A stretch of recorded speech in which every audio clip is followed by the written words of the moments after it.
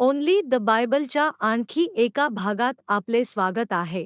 तुमच्या विश्वासाचे सध्याचे माप काय आहे? जर तुम्ही विश्वासाचे माप ही मालिका पाहत असाल, तर तुम्हाला विश्वासाचे माप याचा अर्थ समजला असेल. आज विश्वासाचे माप मालिकेतील शेवटचा भाग आहे.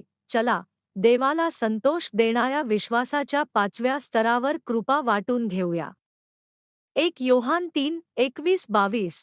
प्रियजनांनो, जर आपले अंतःकरण आपल्याला दोषी ठरवत नसेल, तर देवापुढे आपल्याला आत्मविश्वास आहे आणि आपण जे काही मागतो ते त्याच्याकडून आपल्याला मिळते, कारण आपण त्याच्या आज्ञा पाळतो आणि त्याच्या दृष्टीने जे संतोषजनक आहे ते करतो. जेव्हा तुमचा विश्वास देवावर नितांत प्रेम करण्याच्या 4थ्या स्तराच्या पलीकडे जातो, तेव्हा तुम्ही विश्वासाच्या 5व्या स्तरात प्रवेश करता, जो स्तर देवाला संतोषजनक आहे. श्रद्धेची ही पातळी देवावर नितांत प्रेम करते, देवाचे मन आणि त्याची इच्छा समजून घेते व त्याला शरण जाते, ज्यामुळे देवाला आनंद होतो. म्हणूनच श्रद्धेच्या 5व्या स्तराला देवाला आनंद देणारी श्रद्धा असे म्हटले जाते. मुले आपल्या आईवडिलांवर प्रेम करतात असे म्हणू शकतात, पण ते त्यांच्या आईवडिलांची पूर्णपणे आज्ञा पाळतात हे दुर्मिळ आहे. काही मुले बंड करतात किंवा भरकटतात, तर काही केवळ नाईलाजाने आज्ञा पाळतात. काही मुले कर्तव्य म्हणून आज्ञा पाळतात, जरी त्यांची आज्ञापालनाची वृत्ती मनापासून नसली तरी. जे मूल आपल्या आईवडिलांवर खऱ्या अर्थाने प्रेम करते, ते आनंदाने आज्ञा पाळते आणि वेदना देण्याऐवजी दिलासा देते. जर प्रेम त्याहूनही अधिक असेल, तर ते मूल आपल्या आईवडिलांचे मन समजून घेण्याचा प्रयत्न करेल आणि आनंद देण्यासाठी आज्ञा पाळेल. आईवडिलांना किती आनंद होईल जे देवाच्या हे कर, ते करू नकोस, हे पाळ, ते सोडून दे, या आज्ञांचे पूर्णपणे पालन करतात, त्यांनाही देव प्रेम करण्यायोग्य मानतो. जेव्हा तुम्ही देवाचे गहन मन आणि त्याची इच्छा समजून घेता आणि त्यानुसार वागता, तेव्हा त्याला अत्यंत आनंद होतो. याचे एक उत्तम उदाहरण म्हणजे अब्राहमाने इस्हाकाला होमली म्हणून अर्पण करण्याच्या देवाच्या आज्ञेचे पालन करणे.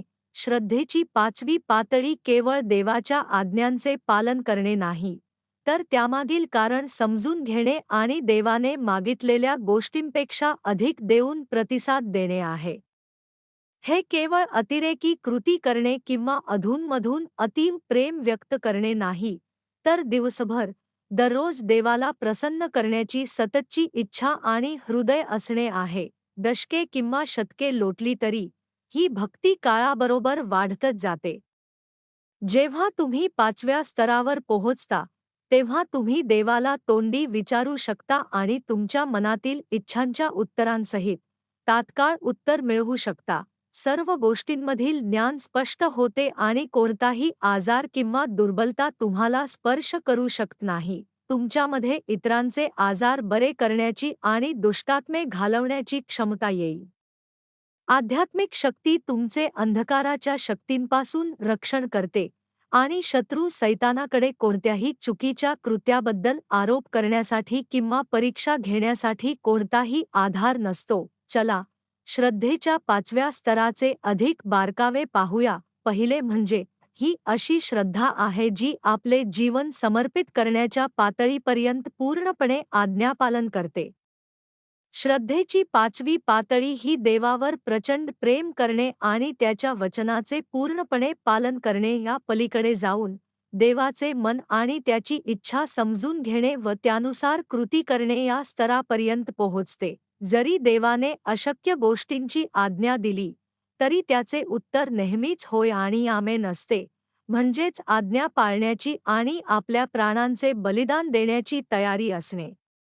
श्रद्धेच्या 4थ्या स्तरावर, तुम्ही देवासाठी स्वेच्छेने आपल्या प्राणांचे बलिदान देऊ शकता, परंतु 5व्या स्तरावर देवाच्या इच्छेचे आणि अंतःकरणाचे आकलन करून आज्ञापालन करण्यात फरक आहे.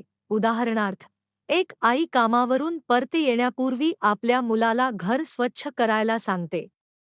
काही मुले हे कर्तव्य म्हणून करतील, तर एक चांगले मूल प्रेमाने आणि आनंदाने संपूर्ण घर स्वच्छ करेल. अधिक चांगुलपणा असलेले मूल कदाचित आणखी पुढे जाऊन आईला मदत करण्याचे इतर मार्गही शोधेल. हे मूल केवळ स्वच्छताच करत नाही, तर सांगितलेली कामेही हाती घेते. या मुलांच्या पालकांना केवळ अभिमानच वाटणार नाही, तर प्रचंड आनंदही होईल. आपले देवाबरोबरचे नातेही असेच आहे. विश्वासाच्या चौथ्या स्तरावर लोक प्रेमापोटी आणि पाप नसल्यामुळे आज्ञापालन करतात, परंतु देवाचे मन समजून घेण्यात आणि त्यानुसार आज्ञापालन करण्यात थोडी कमतरता असते. विश्वासाच्या पाचव्या स्तरावरील लोक देवाचे मन समजून घेतात आणि अधिक भक्तीने आज्ञापालन करतात, ज्यामुळे पिता परमेश्वराला आनंद मिळतो. दुसरे म्हणजे श्रद्धेची पाचवी पातळी म्हणजे असंख्य प्रार्थनांमधून चमत्कार आणि अद्भुत कार्ये घडणे. जेव्हा तुमचे हृदय सत्याने भरलेले असते आणि त्यात परिपूर्ण श्रद्धा असते, तेव्हा तुम्ही देवाच्या इच्छेनुसार जगण्यासाठी अविरतपणे प्रार्थना कराल. अनेक जीवांना देवाकडे नेण्याची शक्ती मिळावी म्हणूनही तुम्ही प्रार्थना कराल. अत्यंत प्रेमाने भरलेल्या हृदयाने केलेल्या उत्कट प्रार्थनांमधून चमत्कार आणि अद्भुत कार्ये प्रकट होतात. येशूने योहान 4:48 मध्ये म्हटले आहे, जोपर्यंत तुम्ही चिन्हे आणि चमत्कार पाहत नाही, तोपर्यंत तुम्ही विश्वास ठेवणार नाही. आपल्या सेवाकार्याच्या काळात येशूने जिवंत देवाची साक्ष देण्यासाठी विलक्षण चिन्हे आणि चमत्कार केले, ज्यामुळे अनेकांना तारण प्राप्त झाले. जेव्हा आपण विश्वासाच्या पाचव्या स्तरावर कळकळीने प्रार्थना करतो आणि सामर्थ्य प्राप्त करतो, तेव्हा आपण चिन्हे आणि चमत्कार करू शकतो. मार्क 16:17-18 मध्ये ही चिन्हे आणि चमत्कार दाखवले आहेत. आणि ज्यांनी विश्वास ठेवला आहे, त्यांच्याबरोबर ही चिन्हे असतील. ते माझ्या नावाने भूते काढतील, ते नवीन भाषा बोलतील, ते साप उचलतील, आणि जर त्यांनी कोणतेही प्राणघातक विष प्यायले, तर त्यांना इजा होणार नाही. ते आजारी लोकांवर हात ठेवतील आणि ते बरे होतील.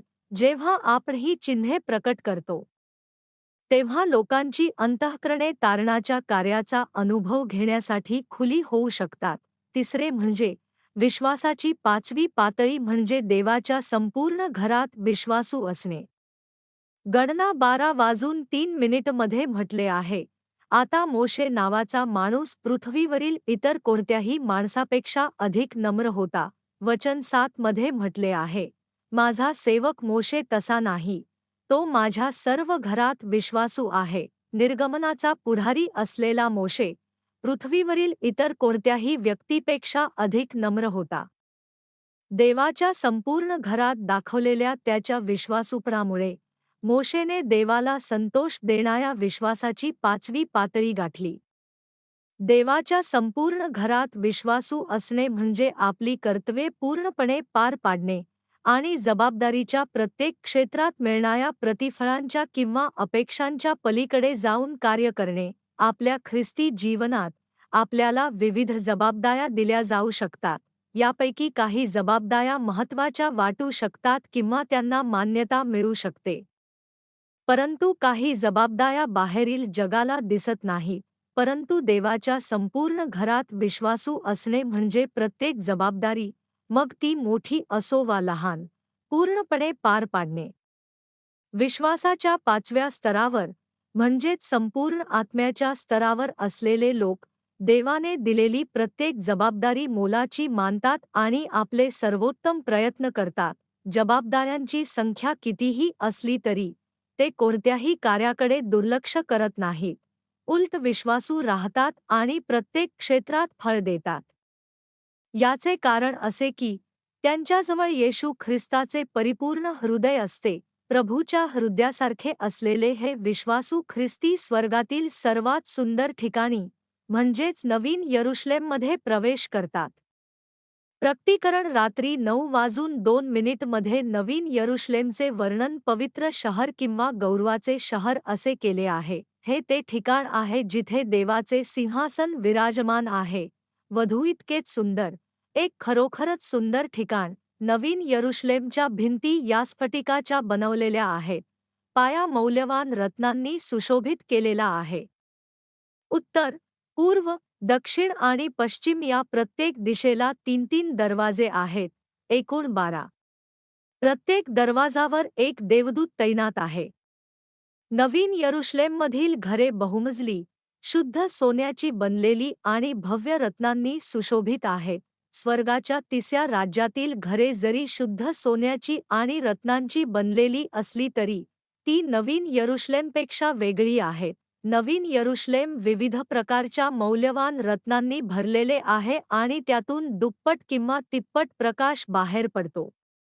नवीन यरुशलेममधील प्रत्येक घरमालकाच्या संपूर्ण आत्म्याच्या पातळीवर, निष्ठेवर, पसंतीवर आणि कृतीवर सर्व काही अवलंबून असेल.